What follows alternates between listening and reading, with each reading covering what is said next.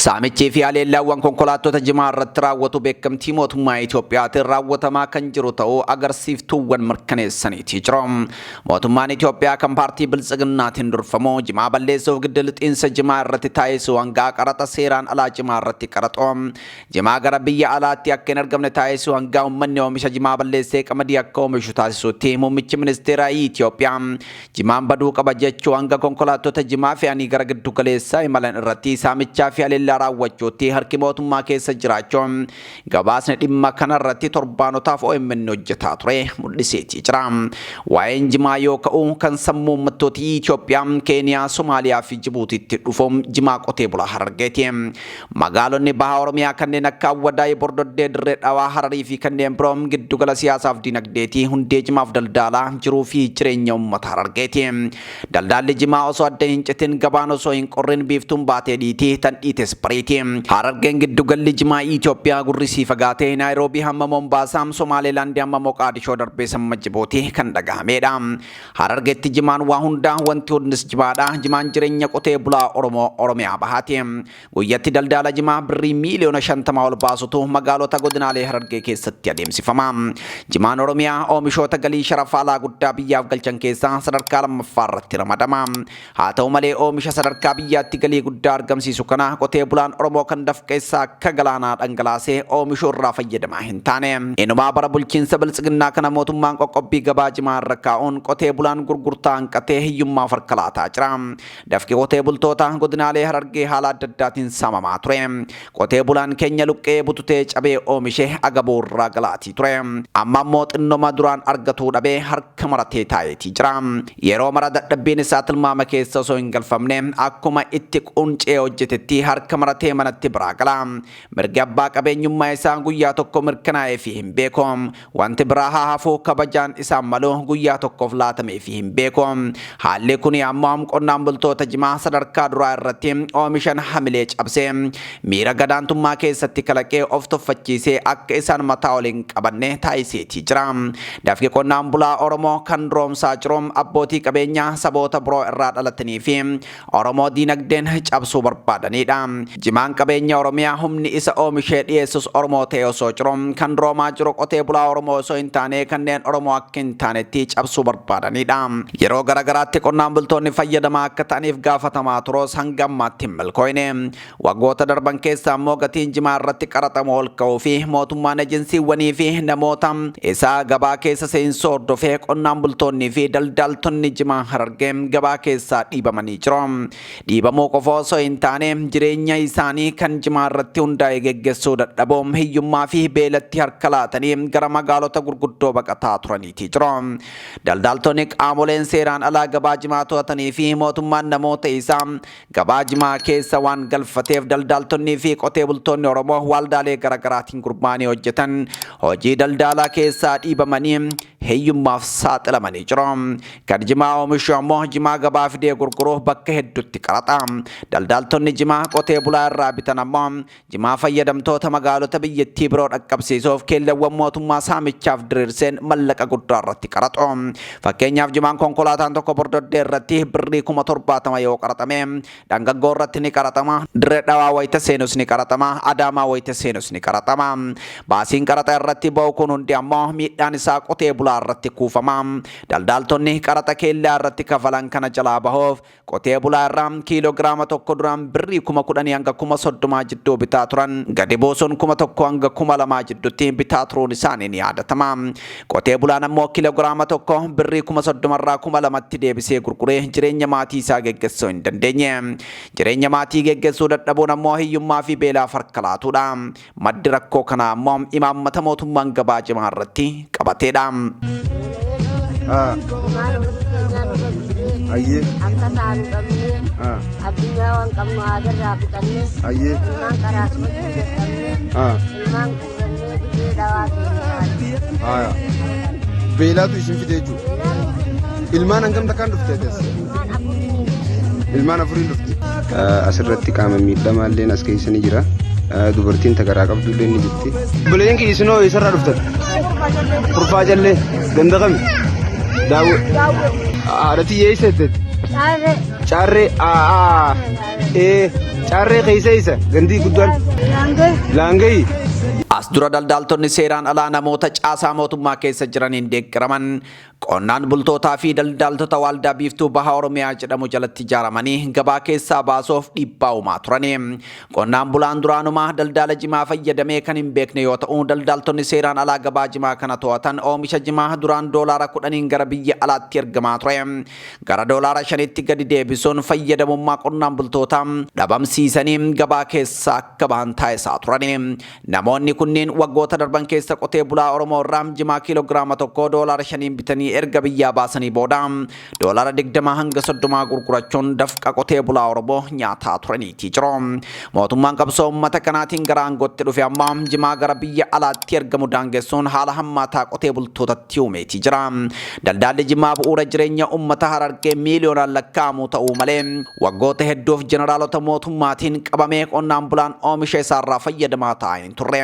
Gaafii qabeenya ofiirraa fayyadamaa ta'uu jedhu kan uummanni gaafataa ture wal qabatee ce'umsa bara 2018 booda mootummaan naannoo Oromiyaa qonnaan bultootaa fi daldaltoota waldaan ijaaruun akka daldala jimaa keessa seenan godheetii ture. Waldaalee gurmaa'an keessaa waldaan biiftuu baha Oromiyaa tokko yoo ta'u daldala jimaa irratti gurmaa'uun gara alaatti erguuf sochii taasisuun daldaltoonni suuraa kan Somaalilaandii keessatti waggoota dheeraaf gabaa kana to'atanii turaniin dhiibbaan irratti raawwatamaa ture. Waldaan biiftuu baha Oromiyaa hamma mootummaa Somaaliyaa dubbisee hojii kana hojjechuuf yaalos daldaltoonni suuraa jedhaman gofuu itti ta'uun mootummaan Somaaliyaas warra suuraa jedhaman qofa wajjin akka hojjetan isaan hubachiise. Qonnaan bulaan Oromoo qabeenyuma isaa daangaa dabarsee gurgurachuuf fedhee dhabe. Daangaa miti biyya keessattuu gurguratee galii fooyya'aa irraa argachuu hin dandeenye.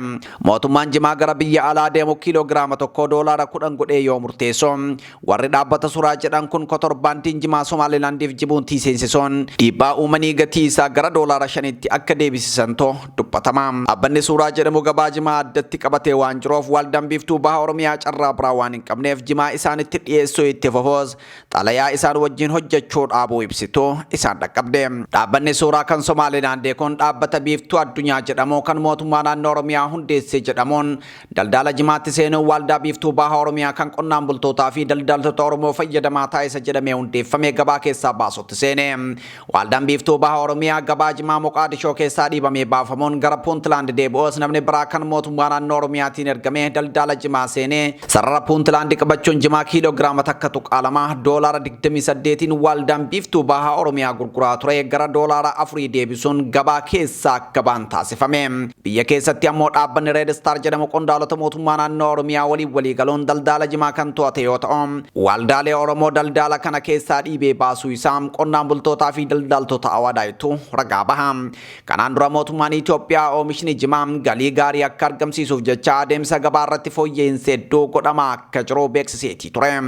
Jijjiiramoota godhaman keessaa gatii irratti daballii taasisuun amajjii 15 bara 2014 akka lakkoofsa Itoophiyaa irraa kaasee gatiin jimaa gara Somaaliyaa ergamu kiiloon tokko doolaara 5 ture irraa gara doolaara 10 akka ol guddatu taasifamuun ibsameetii ture. Kana malees pirezidaantii mootummaa naannoo Oromiyaa obbo Shimallis Abdiisaa bara 2022 akka lakkoofsa Awurooppaatti gaazexaa Kaapitaalitti akka himetti gabaa jimaa faddaaltotaan qabame fayyadamummaa oomishtoota isaa ture fooyyessuuf hojjechaa jirra jedhe. Fayyadamummaa qonnaan bultootaaf jecha kanneen seeraan ala socho'an moggatti baasuuf hojjechaa jirra jedhe. Akkasumas naannichi gabaa fi oomishtummaa jimaa jijjiiruuf xiyyeeffannoon hojjechaa akka jiruu fi gabaa jimaa ammayyeessuuf jecha wiirtuulee gabaa jimaa hundeessaa jiraachuu himeetii ture. Garuu duree mootummaa naannoo Oromiyaa fayyadamummaa uummataa mirkaneessuuf hojjetaa jirra jedhus qabatamaan wanti lafarratti mul'atu qotee bulaa hiyyoomee kan beela'ee qabeenya isaa gabaa bilisaatti baasee gurguruuf yeroo 2 hanga 3 qaraxuuf kan dirqamee fi amma ammoo garee maafiyaa magaalaa Ciroo fi Adaamaa jidduu buufatee saamichii fi haleellaan konkolaataa jimaa irratti raawwataa jirudha. Gareen maafiyaa magaalaa Adaamaa fi Ciroo jidduu buufate kun konkolaattota jimaa fe'an qofa irratti xiyyeeffachuun haleellaa raawwataatii jira. Konkolaachiftoota jimaa gara giddu galeessa Oromiyaa geessan ukkaamsuun birrii 500,000 hanga miiliyoona 1 kafalchiisuun gadi dhiisu. Lakkoofsi herreega baankii isaan konkolaachiftoota birrii irratti kafalchiisan kan baankii daldala Itoophiyaati. Baankiin daldala Itoophiyaa ammoo baankii guddaa biyyattii fi mootummaa Itoophiyaati. Maatiin konkolaachiftootaa lakkoofsa herreega baankii maafiyoota kanaa poolisootaaf kennanii rakkoon kun akka furamuu fi mootummaan nageenya daandii kana akka eegu gaafatanis qaamni dhaga'e hin jiru. Konkolaattota bahaa irraa gara giddu galeessaa dhufan keessaa konkolaattota jimaa fe'an qofa irratti xiyyeeffachuu fi mootummaan dhimma kanaaf xiyyeeffannaa kennuu dhabuun akeektuu mootummaan harka keessaa qabaachuuti jedhan. Akeektuuwwan mootummaan harka keessaa qabaachuu garee maafiyaa kanarratti tarkaanfii fudhachuu dhabuun komee uummataa dhageeffachuu diduu lakkoofsa herreega baankii garee maafiyaa kanaa to'achuu diduu jimaa balleessuuf muummichi ministeeraa biyyattii dubbataa turan. Giddu lixiinsa gabaa jimaa irratti taasisuu akkasumas jimaan oomisha qamadiitiin akka bakka bu'u mootummaan sochii taasisaa turuu fi kanneen biroo kaasuun ni danda'ama. Gareen maafiyaa kun konkolaattota bahaa Oromiyaa irraa gara giddu galeessaa dhufan keessaa konkolaattota jimaa fe'anii deeman qofa irratti xiyyeeffachuun haleellaa raawwata. Kun ammoo opereeshinii kana keessaa mootummaan harka qabaachuu yookaan garee maafiyaa kun kan mootummaan bobbaafaman shakkii jedhu guddiseetii jira. Mootummaan giddu lixiinsa gabaa jimaa irratti taasisuu fi qaraxni humnaa olii jimaa irra kaa'amu akkasumas gareen shiftaa Adaamaa fi Ciroo jidduu mandheeffate konkolaattota jimaa fe'an saamuu bobbaafamuu hordofee qonnaan bultoonni oomisha jimaa irratti bobba'an kasaaraa qabeenyaa fi rakkoo jireenyaatiif saaxilamaatii jiru. Haadhaa fi abbaan keetiis ni du'e. Taate haadhatii. Titi haatoo isaa dhufte. Aanaa guraa gandiyoo. Ganda ruqeessaati. Ganda ruqeessaa. Ayyee kunuun obboleettiin teenya agartee garaa qabdus ta'u ulfaa sun ilmaan siidii hojiis kunoo as keessa galtii jechuu isiinis. Sababa maaliin sadii irraa fudhatu? Waan yaadannee agarnee waan yaadannee. Godinaalee Harargee lamaan dabalatee naannoo Hararii keessatti oomishni jimaa bal'inaan kan beekamu yoo ta'u jireenya hawaasaa godinaalee kanneenii jimaa irratti kan hirkatedha. Hawaasni Oromiyaa bahaa godinaalee Harargee keessa jiraatu jiruuf jireenya isaa jimaa irratti kan hundaa'e fi waggoota dheeraaf oomisha jimaa gabaa bilisaatti dhiyeessuun gurguratee jireenya isaa ittiin adeemsisaatii ture.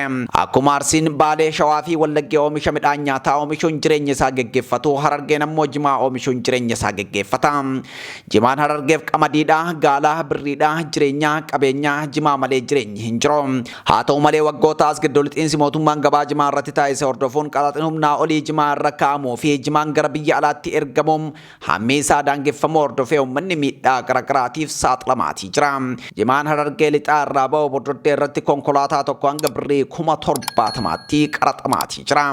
Haaluma wal fakkaatuun jimaan Bordoddee irratti qaraxamee yeroo dhangaggoo ga'us ni qaraxama. Dhangaggoo irraa ka'ee dirree dhawaa yoo seenus keellaa dirree dhawaa irratti akka haaraatti qaraxamaatii jira. Jireenyi waggoota dheeraaf jimaan adeemsifamaa ture waggoota darban keessa mootummaan giddu lixiinsa gabaa jimaa irratti taasisuu hordofee gatiin jimaa gadi bu'uun qonnaan bultoonni gatii dadhabbii isaanii argachuun haafuun jireenya isaanii itti fufsiisuu dadhabuun balaaf saaxilamaatii jiru. Rakkoon gabaa jimaa mudate kun tarsiimoo jimaa biyyattii keessaa ittiin dhabamsiisan akka ta'e muummichi ministeeraa walgahii abbootii amantii wajjin taasiseen akkas jedheetii ture. ልጆቻችን እየጨረሰ ነው ያለው ጫት ጥርሳቸውን ፊታቸውን ደማቸውን መጦ እየጨረሰ ነው ያለው።